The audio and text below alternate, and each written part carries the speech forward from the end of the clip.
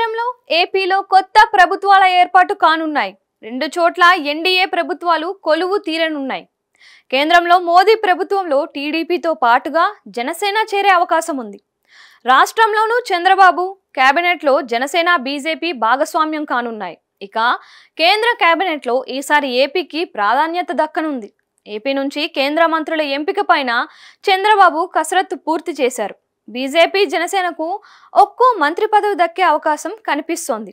కేంద్ర ప్రభుత్వంలో ఈసారి టీడీపీ కీలక పాత్ర పోషించనుంది. దీంతో ఆ పార్టీకి భారీగా కేంద్ర మంత్రి పదవులు దక్కే అవకాశం ఉందని తెలుస్తోంది.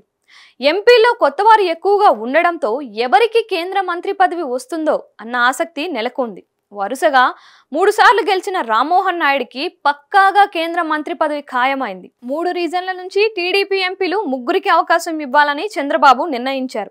సామాజిక లెక్కల ఆధారంగా ఈ ఎంపిక జరుగుతోంది. అందులో భాగంగా ఉత్తరాంధ్ర నుంచి బీసీ వర్గానికి చెందిన రామ్మోహన్ నాయుడుకు కేబినెట్ హోదా దక్కనుంది. ఇక గోదావరి జిల్లాల నుంచి బీజేపీ రాష్ట్ర అధ్యక్షురాలు పురంధేశ్వరి సైతం కేబినెట్ హోదాలో మంత్రి కావటం ఖాయంగా కనిపిస్తోంది.